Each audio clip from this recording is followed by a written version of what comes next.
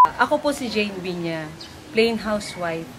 Nakilala ko po itong product na to dahil po sa best friend ko na meron po siyang sis.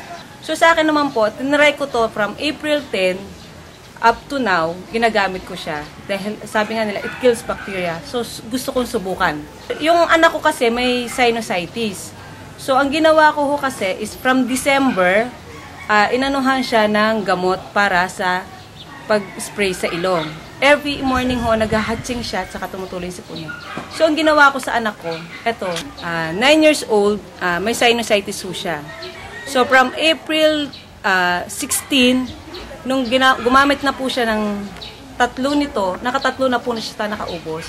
So, from April 17 ng umaga, naubusan siya, bumili yung mister ko.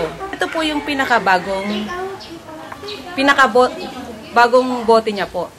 So, from April 17 up to now, hindi na po siya gumagamit.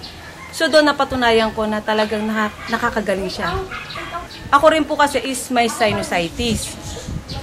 Doon po sa sinusitis ko po, ang ginawa ko po is dahil nga po nung gabi ng April 25, umatake po ang sakit ng dito ko grabe. Pero may gamit pa po akong panty liner. So, nilagay ko siya from 11 PM ng gabi. Ito po yung ginawa ko sa akin. Sabi ko nga is wala namang masama kung itatry ko.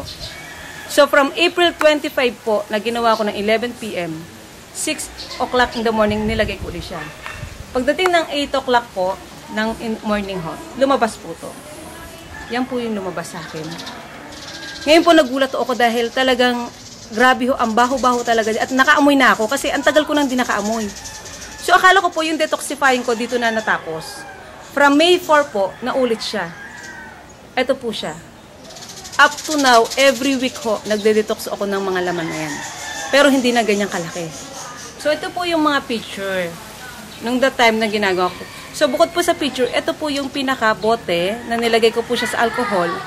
Ganito po siya kalaki. Yung lumabas po sa akin. Yan po. So, hanggang ngayon po is nagde-detox po ako. Yan po yan. So, sa akin po, para po mapatunayan nyo na talagang nakakagaling siya, is challenge nyo po ang product. Para po malaman nyo kung gaano kagaling yung product po ng negative ion. Kung ano po ang meron sa Love Moon. It burns!